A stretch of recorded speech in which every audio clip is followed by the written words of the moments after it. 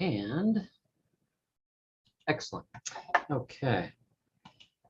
Good evening, everybody. This is Patrick from the Poison Pen Bookstore in Scottsdale, Arizona. And sorry for the fashionably late start tonight. I had a little technical issue, but it is a real treat and an honor to have two of our very favorite writers with us. Dan Fesperman is here to discuss his brand new book, Winter Work. And Dan, as always, was kind enough to sign a bunch of books for us. And I will put a link in the comments field should you like to purchase one. And joining him this evening is our friend Joseph Kanon, which is an inspired pairing, Barbara. So if you have questions for Dan or Joe, go ahead and put them in the comments field as they occur to you. And Barbara will bring me back on screen towards the end of the hour. So Barbara, over to you. Thank you very much. Good evening, gentlemen. What a pleasure to have you together. And apparently this is your first conversation. Is that right? Ever. Yeah. Yes. And it's a pleasure to be here, especially with Joe. So. Well, you obviously have read each other's works and admire them. So just a few words about Dan. We've been lucky enough to do every one of Dan's books with him, often here and occasionally, like today, on Zoom. And that all began with his very first book, which was called Lie in the Dark. Wow, that was a long time ago. 23 years. And in fact, Dan has won a number of wonderful honors: the John Creasy Memorial Dagger Award for Best First Novel for Lie in the Dark, the Ian Fleming Steel Dagger for Best Thriller, and the Hammett Prize, which is a wonderful international prize that's awarded by judges. What'd you win that Ian Fleming one for? I can't remember. That was for The Small Boat of Great Sorrows, I believe. Right, I think so, Yeah. Which is a fabulous book. Wow. Yeah. So Joseph Kanon, another one of my very favorite authors and people, who we have been with him from his very beginning, Los Alamos, which won the Edgar Award. And he has visited scenes all around the world, some places which I love, like Istanbul. And today, both of them are going to be talking about East Berlin. And so in some senses, well, actually, in actuality, this is historical fiction, but not entirely so. And fascinating to see what the fallout of the collapse of the wall or the collapse of East Germany, what it turned out to be. Because it was a sort of, if I remember right, wasn't it kind of an unexpected event, Joe? Yes, very much so. It would be stretching it to say it happened by accident, but it simply happened because of negligence. Somebody let a travel allowance. The border was open at Hungary, and all of a sudden people started pouring through. Nobody had the wherewithal to stop them, and the flood grew, and the next thing you know, people were pouring over the wall, coming through the wall, and it became a fait accompli. What happens in Dan's book, which I'm sure we're going to talk about in some detail, is that we enter then a real topsy-turvy world. I mean, we in the West see this just as a victorious evening and almost like a football match, which goes in our favor, and somebody waves a flag at the wall and it all comes down, etc. But that wasn't the experience of the East Germans. There could have been a lot of elated people and a lot of people who discovered that they were no longer in a repressive society. But there were also the people that had been maintaining that society, who in fact were the functionaries, the bureaucrats, the people, the glue that keeps everything together. And I think this, by the way, congratulations on this book. I think it's one of your best. And I was, of course, fascinated by the Berlin aspect, but it has other pleasures as well, like page-turning pleasures that have nothing to do with an interest in. Thank you. Just a good book. But the part that does interest me a lot, which I would love you to talk in some detail about, is the ordinariness of, I mean, we begin with sympathetic characters who are working for the Stasi, which I think is unusual in any book, particularly in this genre. And all of a sudden we realize that these perfectly ordinary lives, which have been lived in service to maybe a half believed in ideal, maybe a not at all believed in ideal, but just they were getting by, they were getting through it. I mean, the wall went up in 61. We're talking about decades of people living this way. And all of a sudden, the rug is pulled out from underneath them. The society itself is in a state of topsy-turvy and collapse. And the least likely, or people you would least likely suspect of being devious, treasonous, or in any way duplicitous during this period, come out of the woodwork like rats. This is a fascinating angle on it. I think it wasn't just the team sports celebratory evening that we see on the news. There were a lot of misgivings, a lot of fear about the future. But I'm rattling on, and you're the one who wrote the book. So let's talk about that for just a bit. Say more about like the variety of response that East Germans had to this, I mean, really world-shaking event for them. I just should add as another prelude that for all of us who lived through the Cold War, one of the really surprising things about this event is that none of us expected it to happen. Yeah. There was a sense of permanency about the division of Germany, and a permanency of just this unending conflict that seemed never to resolve itself, except it was just going to drift into some cultural collision. But nobody expected this. And then all of a sudden, there they were in the streets. And that's how the book begins. So let's start with winter work. Yes, and I think some of the reason for that permanence was because of the wall itself, because in 1961, it began as a rapidly thrown up barbed wire here, maybe some cinder blocks there. And over the years, they had augmented it with a death zone, watchtowers, more and more layers of security. It had become tougher and tougher to escape, to get out. And I think because of that, it gave both sides the illusion, the East Germans as well, that this was an object of permanence that made the regime seem like it was going to be permanent. And like you said, one of the key events in the fall was that a newscaster went on East German television and with a very scantily vetted remark from the government, basically said, the wall's open tonight. And East Germans heard it, and by the thousands and tens of thousands went rushing down there to see if it was true. And the guards, who weren't alerted to this, they had heard what was on television too. So they said, well, I guess it must be true. And they kind of threw the thing open, and there was no stopping it after that. But the confusion for people like Emil Grimm, who was the main character in this book, and he's in the Stasi's foreign intelligence branch, is that there were right away, there were a lot of rumblings about, we're going to prosecute these people. And in the sense of Erich Mielke, who was the head of the Stasi, and it was very repressive on its own population with something like 16, 17 million informants in the population, I think that was very understandable and even expected. And a lot of the East German population kind of thought, yes, let's bring these people to justice. But in terms of the Foreign Intelligence Wing, including Markus Wolf, a very famous spy who thoroughly penetrated West Germany, you get the sense in his memoirs and in interviews he gave, and this is also the case with Emil to a lesser extent, that they sort of held themselves apart from that domestic repression. In a sense, they were even ashamed of it and favored reforms and tried to hold themselves to the side and say, oh, we weren't a party to that. We were doing the good work against our enemies abroad. We were keeping our hands clean. When I think that with people like Emil and others, they knew that they were nonetheless still a part of that awful machinery. And so he's sort of confronting this. The wall has been down. He's locked out of his office. His last paycheck is coming in 2 weeks. He really doesn't know what's going to happen or if he might even be prosecuted. His wife has ALS and is bedridden. And so he has sort of retreated to his dacha up in the woods north of Berlin. And he really is mystified by what's ahead. And he knows that the Americans want to talk to him because they were out there looking for all of these buried secrets that were suddenly up for grabs. Right. Very much so. You know, I find that questions that I dislike when I'm asked them are the very questions that I ask when I'm asking questions. Go right ahead. One of those that always comes up is, how much of this is true? And it's just a question I always dread because we get into that business of what is fiction and how are things sourced and inspired, etc.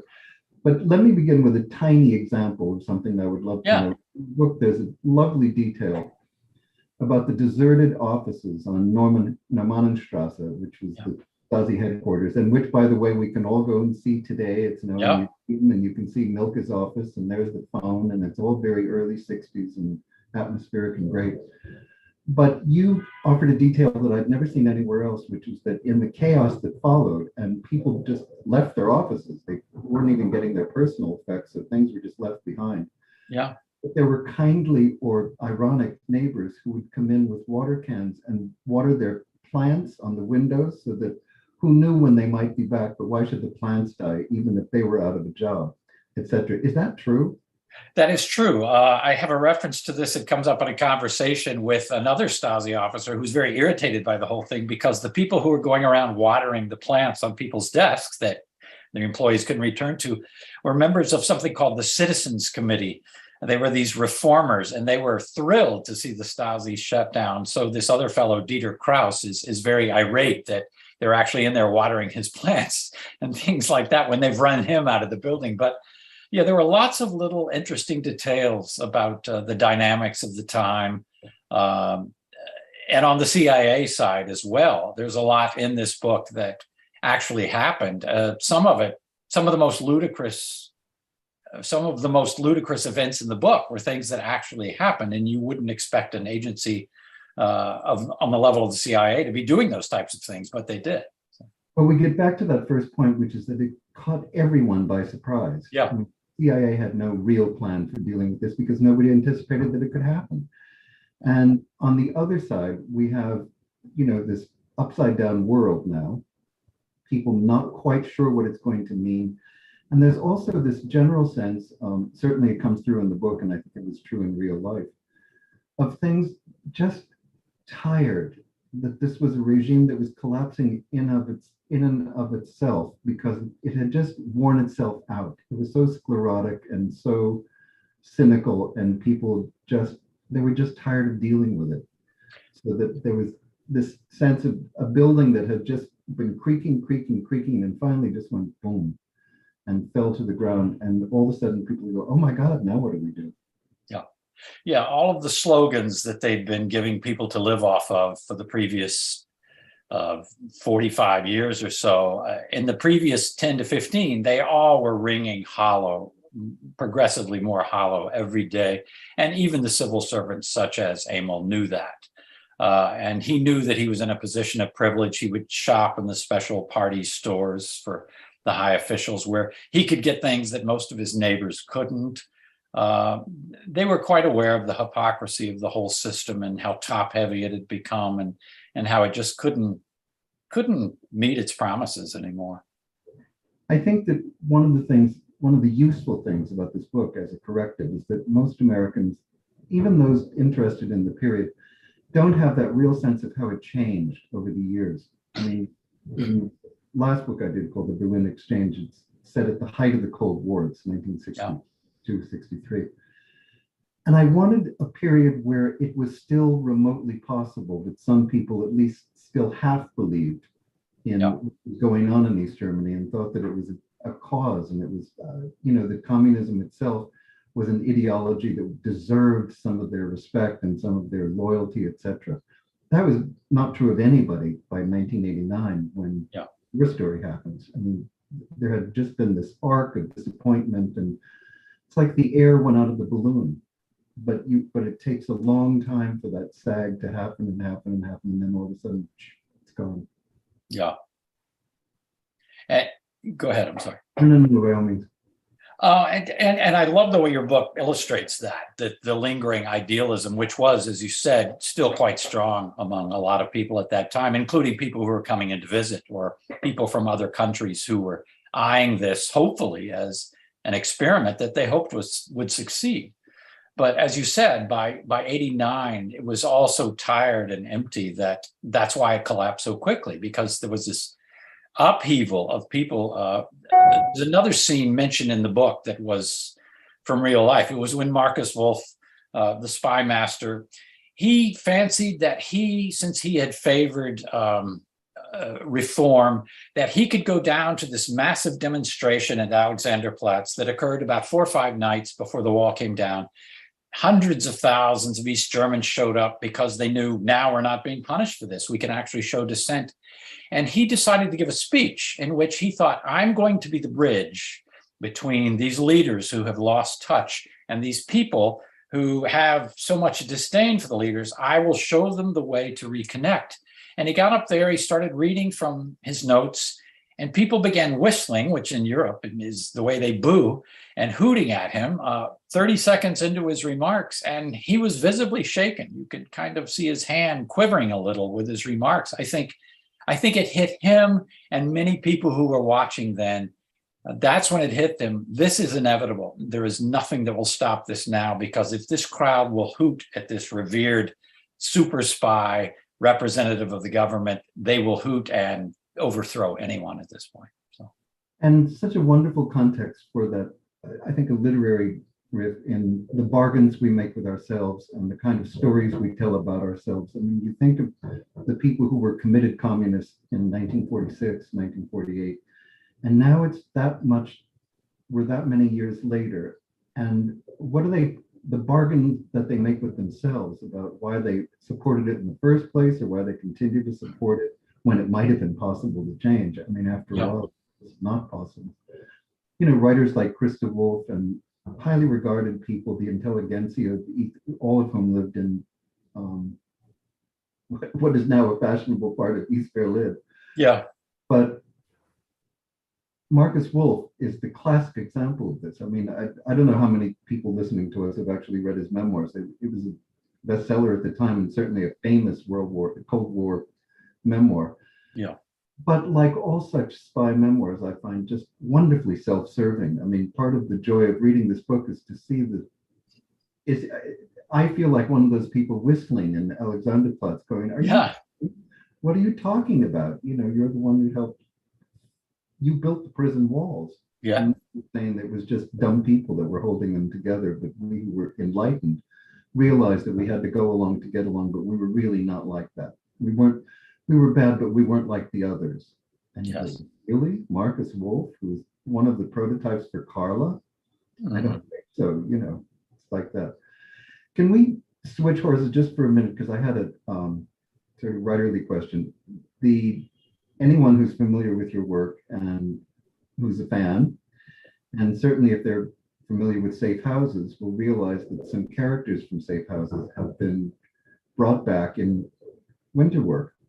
To my great delight, I must say, it was wonderful to spend time with them. But I was curious as to what that's like from the writer's process point of view. I've never done this. I've never brought back a character, or much less had a serial character. And I wanted to know from you, is it easy? Is it difficult? I mean, do you feel that it's the same person you knew in the other book? Or do we have to give them a kind of growing dynamic to keep it interesting for you? And the readers are always pleased, I think, to see a character back. But how is it for the writer? Well, it's interesting because I'd done it in my first two books, mostly because my publisher said, do you have another book with this character? And I said, well, I don't, but I could write one, because my inclination was to not repeat characters. I tended to start fresh with every one. But when I wrote Safe Houses, Claire was sort of more of a sidekick character. She was not the main character. And I had so much fun writing her. I enjoyed her company on the page. And so I decided with the next book that I would use her again. And this was a book, I mean, Safe Houses was set in, I think, 85 and 2014 in two different periods. She's briefly in the latter period. And the next book was in 1999, a couple of years before 9/11. And this book is in 1990. So it's not like I'm very good at thinking these things out, because if you would think of it as a series with her, you would have parts 1 and 4, part 3, and now part 2. So I'm not very good at figuring these things out in advance. But it kind of occurred to me naturally. I did not go into with this plan of, oh, I like Claire, I'm going to use her in book after book. It's just, I enjoyed writing her as the main character in the second of those books. And then in this book, I decided I wanted to make her one of the main American character, but that Emil, the East German character, would sort of overshadow her a bit. So it made it easier in the sense that I didn't have to think it through as much when I was creating her. But I did feel an obligation to fully flesh her out for anyone who wouldn't have read any of the previous books. But I also felt this inclination to give people rewards who had read those two, and have some references to past relationships in the other books, kind of catch you up on where those stood, very briefly, but enough to give people a bit of a reward who liked her and recognized her moving forward. But it's tricky because I realized that by having written this book after the one that came later, but referred to something obliquely, you never would have known, that happened in this book, I had to be very careful about what I said then, because that was locking me into something that would happen in this book. So well, there's an additional technical problem, which is that if she has survived, Yeah. if she's not going to be killed in some other episode. But that's a minor point, and we don't want to spoil any plot turning things. But is it Bochum? Is that how you pronounce Bochum's name? Bauckham? Yeah. Clark Bauckham, yes. Anyway, he also has another appearance in this book, but there I see a much more utilitarian. I mean, he's a wonderful device to convey the CIA life, so to speak, and what people were saying at the time, and it allows you not to be didactic and to get a lot of information across. So I can see the usefulness of him. With Claire, there's a very interesting thing where she grows. You're going to create a character arc that goes back in time as well as ahead of time. And I thought, this is technically very interesting. I was fascinated by that aspect of the book. Not that I want to get derailed on that. We can go back. No. But I'm glad you mentioned Clark Bauckham, because I had so much fun with him, because as you said, in this book, he has recently retired, and Claire uses him sort of for institutional history in Berlin. She mines his knowledge, but it also gave me a great opportunity for him to spout off about how many different times in the past we've made deals with people in Berlin. Coming out of the post-war, when he was first starting, we made deals with all of those Nazis and SS people, whether they were rocket scientists or Reinhard Gehlen, who was running their intelligence service and had been in intelligence for the Wehrmacht on the Eastern Front. So, and I think he sees us looking for these secrets with these East German Stasi people and thinks, here we go again, making deal with all these creeps. And I guess I'm on board with it, but it really starts to bother him, and he sees history repeating itself in a way. And so as you said, it was utilitarian. It's nice to have him around sort of as this institutional voice of the history of that region for the CIA. Plus, if you ever need a really good brandy off Savigny plots, he's the guy Yes. who's where to get it. Right. Exactly. Talk about Berlin for a minute. You were a correspondent there? I was there for 3 years from 93 to 96. So things were still very fresh and were changing incredibly rapidly. That was the period in which the Stasi began to open up its files. With Joachim Gauck, I believe it was, led this commission to let people come in and read what the Stasi had collected on them. It was when they first opened the headquarters, and you could go up, and before there was even a museum, you could go up and see Erich Mielke's death mask and his office and all of that. And it was also a time when all of the neighborhoods were changing. A lot of the East German neighborhoods were still very run down and pockmarked with scarring from the war still. And I had my office, my first year there, I had my office over in Scheunenviertel near the Neue Synagogue, and with 5 other journalists. And it was so cheap that it was in a Hinterhouse, and we had to help shovel coal once a month in the winter into the basement. They would arrive and they would dump it in the courtyard. So I got a real taste for living in that part of Berlin that was changing so fast, and seeing it change. And I had a lot of fun setting some scenes in some of those neighborhoods that I saw changing at that time. So it was a big help to me in sort of recreating the atmosphere of that period.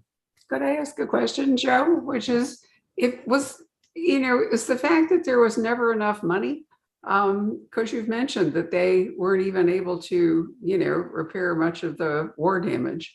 And based on my time in Romania, which is admittedly short, where again, there just wasn't enough money, and they tried to create like faux factories to give an impression that people were really working, but the factories didn't even make anything. And there's a movie you can see in the museum in Budapest. You reminded me when you were talking just a little while ago, with the incredulity with which the Ceausescu's faced the mob. They just couldn't imagine that it was going to turn on them. Yeah. But I've often thought if they'd ever found an economic model that worked for them, do you think it would have made a difference? I mean, if you go to Vietnam, it's the most capitalist country I've been in.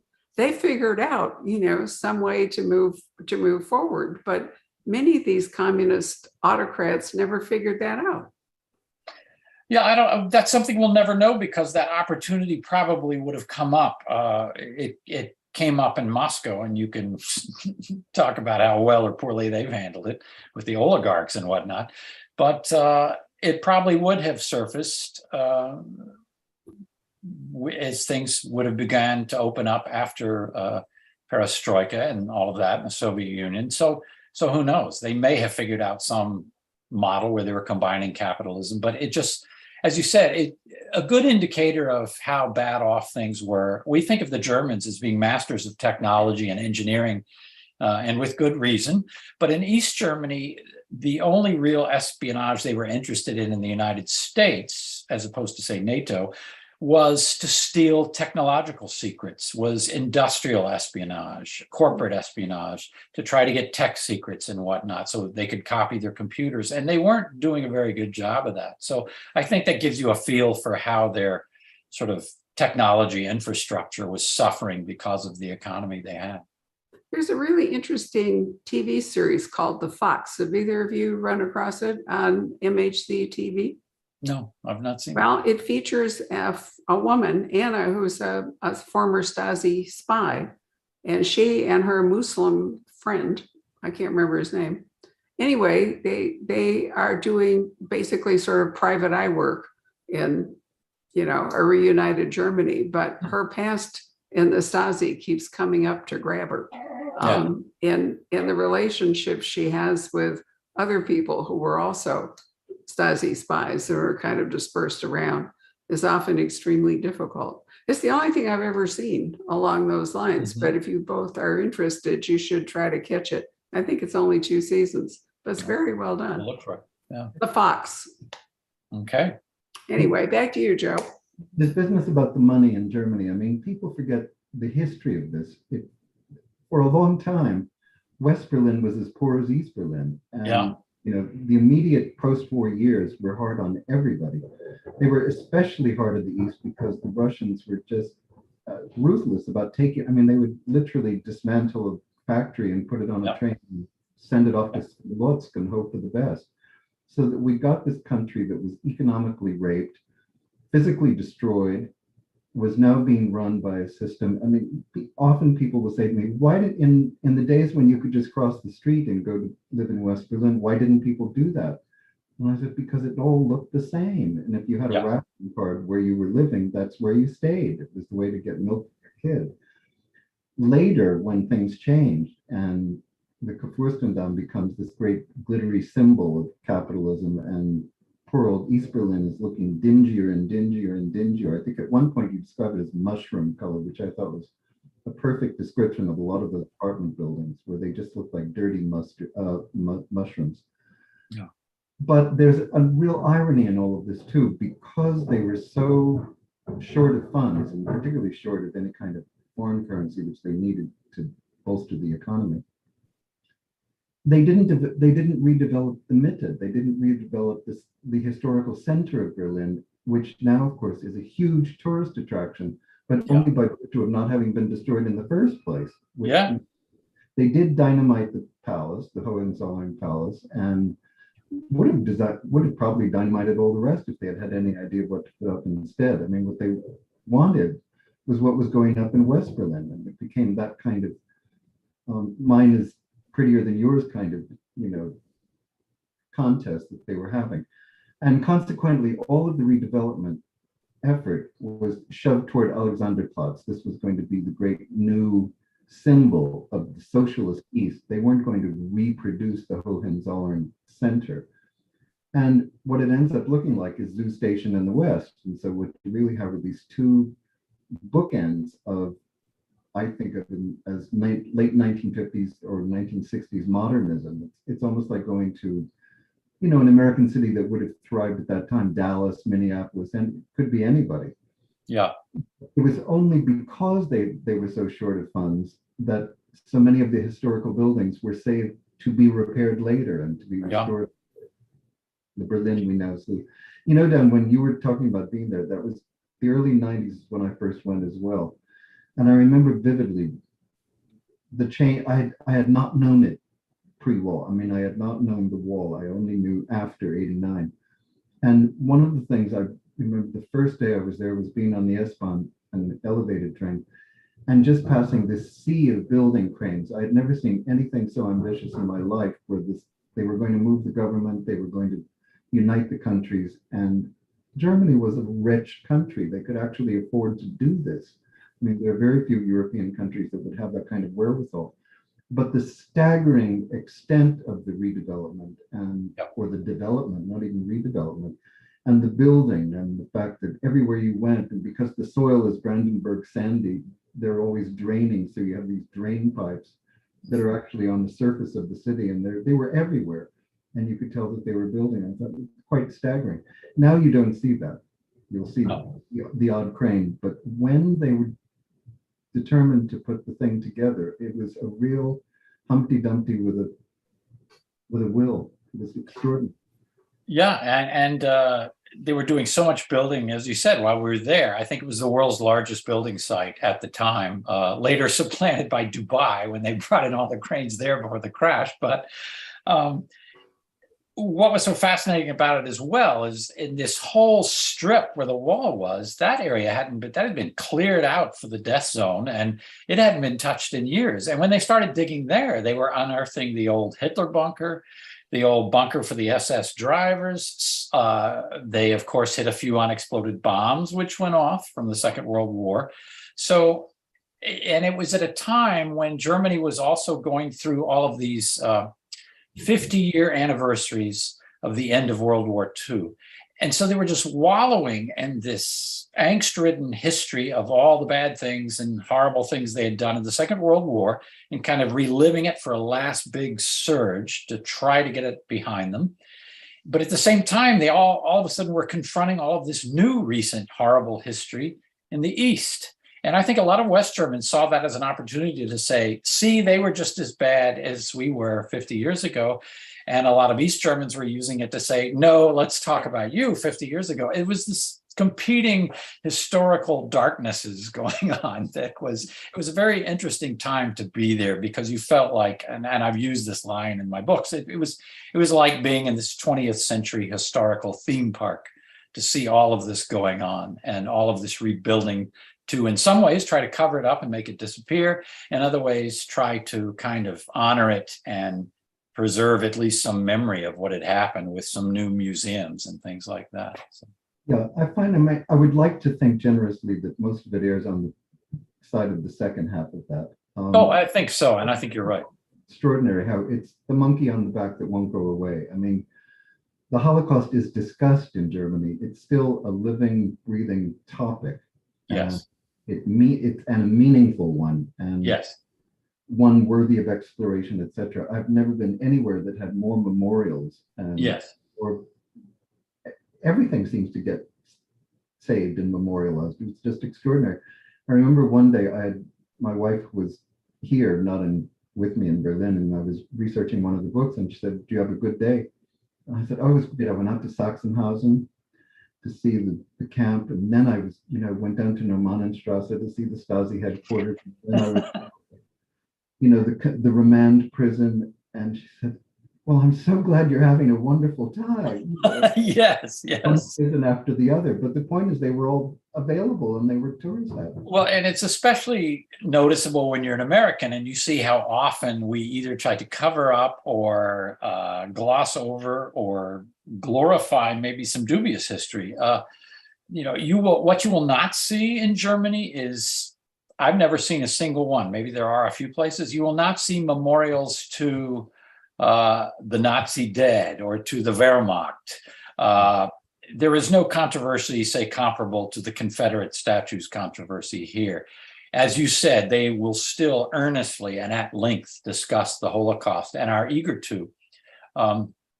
And that compunction, I think, was best summed up in a there was a cartoon in Spiegel that ran while I was there, and it showed a bus arriving in heaven from Germany. And as people were getting off, there was a sign that had two arrows on it. And the arrow said one way, it said heaven, and the other way it said discussion of heaven. And all the Germans were going to the discussion of heaven. So it kind of sums up. They really do want to talk about it and deal with it, as opposed to in America, especially right now, where I think there's a lot of reluctance to embrace some of the tougher parts of our history. Yeah, I think that's absolutely right. Did you subsequently go back to Berlin? I mean, are you one of these people who loves Berlin? I ask as one of these people who loves Berlin. Yeah, I've been back several times. The last time I went back so I could see Hohenschönhausen prison and go back to the Stasi headquarters and this area north of Berlin where a lot of the book is set, where Wolf had his dacha and where the party had their little, they had a lot of little houses in Waldsiedlung up there in this community for them. I wanted to see all of that. I was very lucky in that I went there in February of 2020, and within 2 weeks after I got home, all of the flights were shut down for the pandemic. So I got my last trip there was sort of by the skin of my teeth, and I really want to go back. So.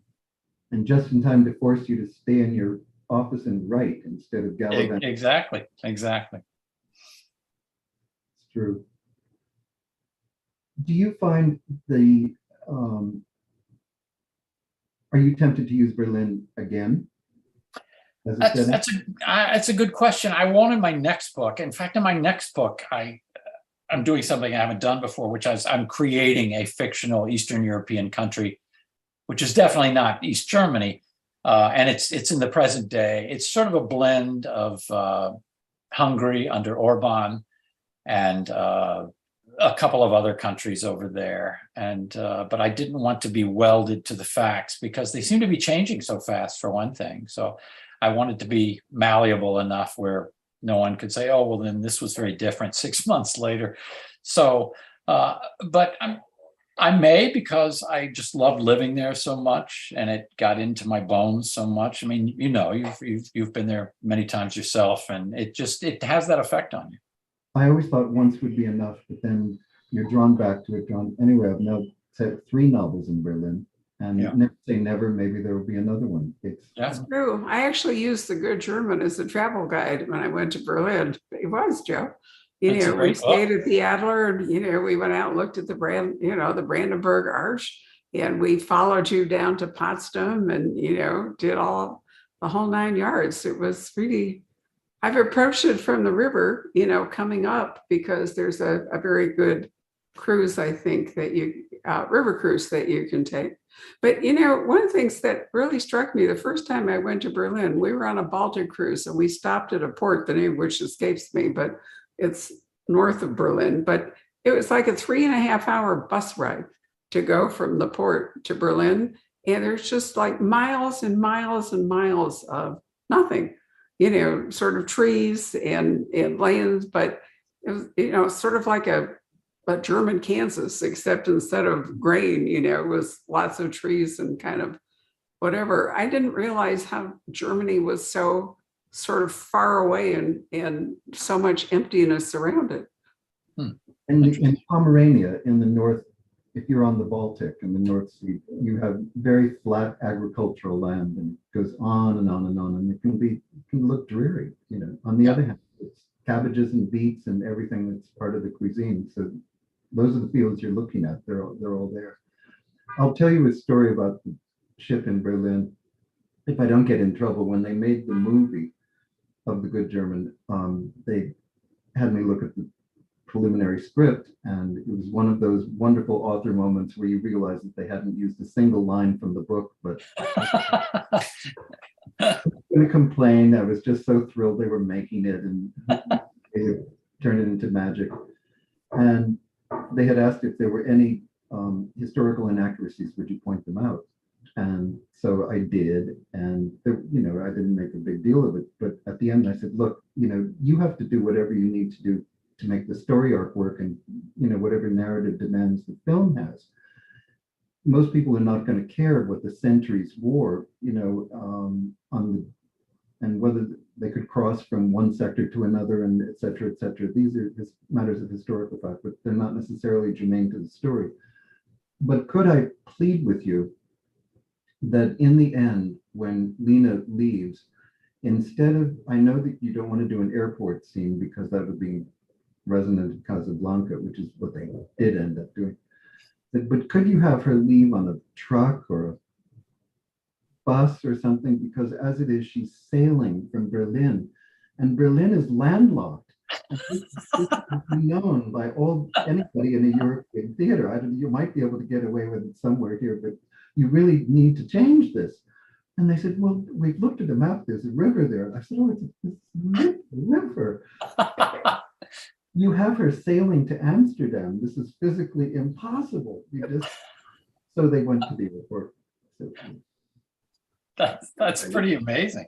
They could have sailed her across the Wannsee, I guess, but that wouldn't have gotten her very far. If you're on a river trip, they bus you up from Martin Luther's home to Berlin because the water doesn't go that way. There's a wonderful thing. Scottsdale had an actual German prisoner of war camp during the war. It was down by one of the mountains where now there's the zoo and the botanical garden and so forth. But anyway, they planned a great escape. It was a bunch of German naval prisoners, and they decided that their way out was to build a boat and sail away down the Great Salt River, which of course, they were easily caught because there was no river. But I've always thought that, I wonder today, if the presence of Google would make many of those kinds of stories completely obsolete. Because, everyone has a phone. You could probably determine that the Great Salt River was not going to be was not going to float your boat. I wonder how much the Ukrainians are, the technology is making a difference. So at least, in the eras you're writing about, this technology doesn't exist, right? So it's more the old fashioned thing. I think that's one reason. I don't know about. Go ahead. I think we were saying the same thing. It's one of the reasons I do it. Yeah. I just do not want to write about looking everything up on Google. Yeah. No, but didn't we talk, Joe? I'm trying to remember whether it was you or somebody else recently about the fact that technology has proved to be so easily penetrated now that spies are going back to the old fashioned stuff, writing notes, drops, the whole bit, stuff that can't be hacked. It's meeting on a park bench. I mean, Yeah. Has a classic example of this. There's a wonderful scene with Claire where we're going to have a meeting, and all that happens, and you're just watching from this angle, from that angle. Is it for real? Is so and so not there? It's absolutely suspenseful, and it does exactly what you want it to do in the book. And it's an old Cold War trope, and I thought, boy, it worked then, and it works now. This is what we want. Yeah. Yeah, and I would be kind of intimidated writing a contemporary novel in some ways because of all. I sort of understand the technology, but I don't really know its limitations well. I don't know its. I will watch these television series which seem to really have it and probably overstate what you can do with it. I'm sure, as they like to do, but I watch it and I'm just kind of baffled, and I think. How would I even deal with that in a book? Because I'm much more interested in what the characters are thinking and doing and what's happening at a more personal level. Which you do brilliantly, I might add. The lesson we've all learned is never take your phone if you're going to do something nefarious. Yeah. Leave your phone home and get a burner. That's the way to go. Patrick, why don't you come and join us? You're a terrific Dan Fesperman fan and Joe Kanon fan. What would you like to contribute to this? Well, I'm just so fascinated by this whole period and the subject of this novel, Dan. Last year, I think we got off on the topic just for momentarily about the Stasi's investigative techniques, and their psychological kind of ops. The question I have is, Marcus Wolf, he wrote a memoir, did he not? Yes, yeah. Joe was talking about that earlier. It was A Man Without a Face was That's what it. it was titled in English. And as Joe said, it was very self-serving, but it was fascinating. It had a lot of glimpses, and he took great pride in his successes in penetrating the West German government. And he, his image, as with Galen, who you mentioned earlier, who also wrote a memoir, in part, I think, to try to rehabilitate himself in Yeah. the public consciousness. Yeah. Wolf comes across as this kind of debonair sort of, thinking man's spy, probably had a cigarette on a holder, that kind of guy. But didn't he refer to Romeo agents? He was. Yes.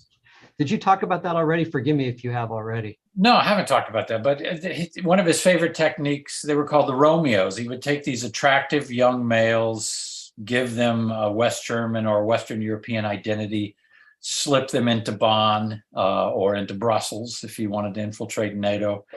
And their technique would be to befriend lonely young women who had key positions, not necessarily themselves, but maybe they were a stenographer or a secretary for someone really high up or really important. And they would, they would find these vulnerable women and romance them and worm their way into their confidence. And it was quite successful. It was sort of a male Mata Hari type of thing, except these fellows, a lot of their training involved turning them into very good, understanding people and good listeners. And it made them wildly successful. And so, yeah, he was quite good at that. Were there Juliet agents? There isn't a whole lot. He didn't talk about a whole lot of that. I'm sure they had the usual honey traps and all of that. If they had West German businessmen or American businessmen visiting different places and they wanted to get technological information from them. But it was more of the Romeos. And he did have some famous female agents there was one very high up in the BND who he cultivated himself. What I was surprised by was the degree to which he would have them come back and would meet them personally in East Germany. You would have thought that would have been so incredibly risky that they never could have pulled that off. But he would have them come back into the country and he would meet them. He would cook for them in his apartment if they were real favorites of his. And I think they were so confident that the West just had nothing. The CIA got its clock cleaned in East Berlin whenever it tried to place people spying on the Stasi. We had far more success placing people in Moscow than we ever did placing people inside the Stasi or trying to infiltrate them in East Berlin. And he was well aware of that. So I guess that's how he was able to pull that off. How was that brought off? How come we weren't very successful? That's a good question. You'd have to ask the CIA. Maybe Joe would have some Check the opinion on that. archives. Joe, do you know? I don't really know. I mean, I don't have any personal information about it. My guess would be the Stasi were good. Yeah. It was a very hard society to penetrate. Yeah. What they were mostly involved in was penetrating West Germany. Yeah. And Yes. they were wonderfully successful because there were so many ties back and forth. Yeah. Imagine, I mean, exchanging prisoners and selling them for hard currency. I mean, it's just an extraordinary event. And they were doing this as a matter of almost public policy. It was one way of raising foreign currency. But the fact was that they had that many people to bargain, to play with as chips, 250,000 people over the span of a few years. I actually quoted Marcus Wolf on one aspect of that program. And then I realized later I had used his information. And I thought, but, the source here is Marcus Wolf. So yes, it's just a question of how useful is it to use Marcus Wolf because nobody else was saying. Yeah. Well, I mean, I don't know if we were that successful in Moscow either, by the way, though. No, we weren't. It was considered a very, very tough nut to crack. It was. If you've been there, you can imagine how tough it really was. It's still tough. Yeah. And there was, I'm sorry, go ahead. No, sir. There was that period late in the Cold War, just before all this was happening, when Moscow rolled up all of these agents that we did have there. And it was because of Aldrich Ames basically betraying them all. But I don't think the CIA had anything comparable to that network of agents to be rolled up in East Berlin. They would be caught almost immediately. And I think one reason, since Barbara was asking, is in both places that it was so tough is when you have such a strict domestic security apparatus, and so many people are willing to report on their fellow citizens. It is not an open society. One thing that made West Germany so easy to penetrate was that it was an open society. One thing that made America so easy to have spies in, and London, was that it was an open society, whereas in East Berlin and in Moscow, it was a tight ship, not just because of the Foreign Intelligence Service, but because of the domestic security and all of the informants, and everyone was constantly looking out for either some sort of threat or some sort of reason to keep their mouth shut. So that made it tough. I have a quick question actually for both of you regarding the Stasi.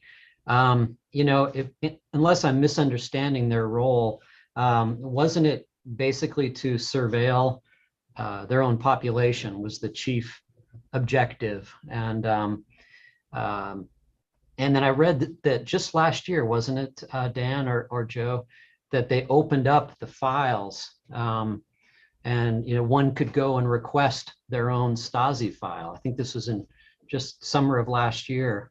Oh, that was a long time ago, actually. They started opening up those files while I was living there in the mid-90s. Oh, really? And had this big commission, and there was a huge backlog and a waiting list of people to get in to look at it. And yes, the Stasi did all of that, but the HVA, or the Foreign Intelligence Service, was pretty separate from all that, even though the guy who ran it, was pretty separate from that, even though, and then the guy who ran everything, Erich Milke, he was an old murderer and rabble-rouser and thug himself, and he kind of ran the domestic side of things that way. It was very repressive, but they did have a pretty clear line of demarcation. The Foreign Intelligence people did not work in the same floor or anything of all those other people, but yeah, it was quite efficient. Quite a lot of file keeping. I think the final figure was something like 16 to 17 million people who had at one time or another reported to the Stasi about a friend, a neighbor, a family member, a coworker. That's why they had so much voluminous paper on everybody in the country. And you see, it's kind of a cautionary tale about things that might be slipping back into the fabric of our own country on the fringes. Do you get concerned about that at all? Yeah, I mean, today, every time you sign on and go to Google or social media, you're probably being monitored by one commercial interest or another. So right. I worry about it. I worry more really about, I mean, information about me and Joe and you and Barbara is all over the place out there. Right. You know, you can be on Facebook or Twitter and you can make an inquiry about something, and 2 minutes later you see an ad for that. That's something right. About that pop up in your feed. So that tells you all you need to know about that. But yeah, I think what's well, anyway, I'm sure Joe has something to say on that too. So. Well, as somebody else once said, and I can't remember who now, we've given up our privacy for shopping. Yeah. You know, that's probably the case. So far as the Stasi and the files are concerned, you'll remember it was a key plot point in that wonderful movie, The Lives of Others. That I was just going to mention that movie. Yeah. Read your file and see what was said about yourself. Yeah. Originally, the great debate was, if we do this, if we open the files and if we open the doors, it will tear this society apart, because it was your neighbor, it was your aunt, it was your niece who was reporting, and now it will become clear. And I think it says a great deal for German society that their answer to this was better to know the truth. Yeah. They compiled these files. We really ought to know what they said. And just amazing. And there are still people, you know, when they were shredding a lot of the files, there are people who are painstakingly gluing them back together, which I think is, they'll never do it. It's really hard. But making the effort has a kind of symbolic or iconic. And I do know people. I have met people who have purposely, they decided not to look at their file. They checked, they found out there was a file on them. And then after thinking it over, they thought, you know, I don't really want to know who those people were. I don't want to know who betrayed me, even if it's somebody in my family. Maybe I'm ready to move on I would prefer not to know. It would just wreck maybe my family, my workplace. So there have been some people who have consciously made the decision to not find out. I have a question from one of our viewers here on YouTube. Chip, he wants to know, let's see, he says, Dan, you mentioned Claire, and it prompted me to remember other memorable female characters in your novels. As a male reader, how do you do so well and so convincingly? How do you so well and so convincingly write from a female perspective? And then as a corollary to that, he says, also, I wonder if any of your female characters are based, at least in part, on strong, resourceful, and intriguing women you have known. Interesting. And first of all, thank you I'm glad he thinks that. I hope that females think that as well. It would be even more coming from them. But I think it's the way you try to model any character from their point of view, is you try to put themselves in their shoes. I try to be a good listener. I pay a lot of attention on social media to what angers women today, about what sets them off, what has angered them for years that they didn't talk about, that maybe now they talk about. So I think if you're a good listener, you can sort of put yourself into the mindset of almost anyone, no matter how noble, no matter how reprehensible. If you pay attention and just try to think like you believe that they must be thinking, you start to see the world through their eyes a little more clearly. So I guess that's true. And that's true whether you're writing about somebody from a different culture, from a different gender, from a different anything. It's just, you just have to try to think about it from their point of view and see the world that way. And it's not easy, but I think almost anyone can do it if you have some empathy and some understanding. I couldn't agree more. I mean, I think one of the driving forces of fiction is this kind of emphatic pursuit. How does the world look through somebody else's eyes? Yeah. It's just about you, it's about others. I think dialogue, for instance, functions this way. The minute somebody opens his or her mouth, he or she is beginning to define the character. And it doesn't, describing them doesn't do it for me. They really have to talk. They really have to say something, which means that you, the author, or the author of the book that you're reading, is actually using different voices, is seeing things from different points of view. And I don't know that this can ever truly be successful. Who knows? It's now become a kind of third rail in discussions of fiction. But I think that some of the greatest female characters in literature were written by men. Mm-hmm. Mm-hmm. There's no reason that shouldn't be vice versa, and in any other kind of right. I don't want to trip on, because you don't want to be insensitive, but on the other hand, I really do think that we don't credit fiction enough for making the effort to do this. I think this is one of the reasons we have stories and have fiction, is to try to see the world differently. If you walk 5 feet away and you're seeing another angle, you're seeing something else.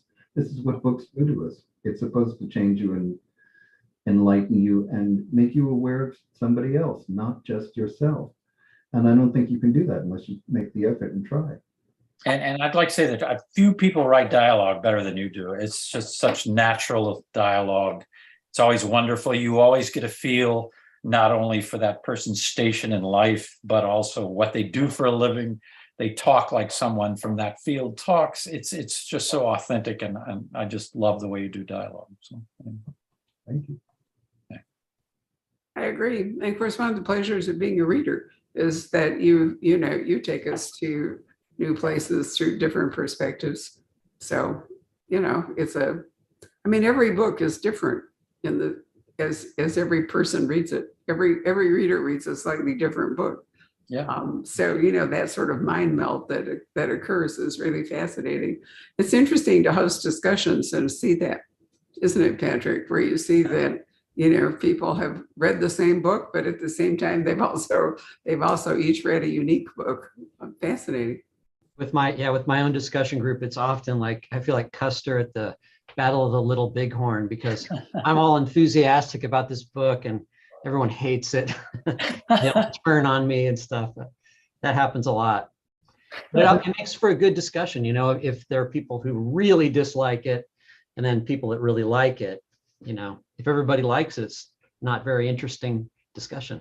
Yeah. Very true. Is there any other questions there, Patrick, or comments? I don't really see anything. No. Can I Well, just, on the last point, I found when I started doing book events, in fact, poison pen events, that one of the really gratifying things is that people will come up to you and they feel this intimacy in having read the book, that you too are the only people who really read this book. And then it goes to the next stage, which is that they are the only person who really knows about this book, and they start correcting you. It's really wonderful. You kind of take ownership. That's the kind of reader I appreciate. It's great. Yeah. Yeah. it can be astounding. I remember how amazed I was. We did an event for Jim Butcher, who is a science fiction sort of guy, and is a real cult following. And he didn't even want me to introduce him. He has a pack store. He's sitting up in front. His publicist is over here. I've said a few words, and I'm waiting for him to start talking about his book. And what he said was, "I'll take questions." And I thought, there is no way that this is going to work. And I want to tell you what, an hour and 20 minutes later, they were still lobbing questions. But the part that was so frightening was that no matter how obscure the question or how difficult the point, whatever, everyone there knew it. It was just, I've never seen that kind. Remember that, Patrick? I do. I was just completely flabbergasted by it. I thought there's no way all of these people are going to be in sync. And yet they were. So he succeeded, obviously, in creating, of course, it's a fictional world anyway, it's Harry Dresden the Wizard. He succeeded in creating a world in which all of his readers were so deeply absorbed that they could follow minutia as well as big theories. It was astonishing. Joe, I wonder if you've ever had the experience of, some reader has a question about a book that you may have written 12, 15 years ago, but they have just read it. And so they're full of all these detailed questions about characters. And you basically have to, you're kind of thinking like, oh God, this is like being at a family reunion and trying to talk to an uncle you haven't seen in 20 years. And you're trying to recall all these things about this family that you left behind maybe a dozen years ago. And it's really kind of embarrassing because you feel like at that moment, that reader really does know these people better than you still do. So. This happens all the time. I mean, I blush to confess, I always forget the names of my characters. Yes. They're very meaningful to me. I love all these people, etc., but I keep forgetting their names. And I was once on a live radio show where somebody said, "Oh, and as for that Italian inspector, what was his name again?" And I just blanked. I have to tell you guys that even happens with a brand new book. I have sat down with many an author or launching their book and recognize that a question comes up and they can't remember it because they've already finished the next book by the time this book is out, and they're working on a new book. And you get this deer in the headlines. That's why Patrick and I read the books before we do any event, because we're there to backstop the author to a great degree. Well, I always have this moment of panic before an event like this and think, what if I forget a character's name? So I write down the names of all of my major, minor characters. I gotta say, in hand. So yeah, Emil Grimm, what a great name, and Lothar. The names are wonderful in this book. Yeah. Lots of tricks to doing all this. Well, gentlemen, I certainly hope you've enjoyed spending time together. As always, it's been an incredible pleasure for us. So Joe Kanon's book, which was out in February, we did his book launch. It was called The Berlin Exchange, and we're not holding one up because we've sold out, but reordered it today. And and Dan's book, Winter Work. This is in fact your publication party, is it not? It is. Publication day is tomorrow, but yeah, this is kicking it off. So I should have something better than this lousy glass of water. But Actually, but anyway, I will toast you in it and say thank you so much for joining us. And good night, everybody. Thanks. Thank you. Thanks, Joe.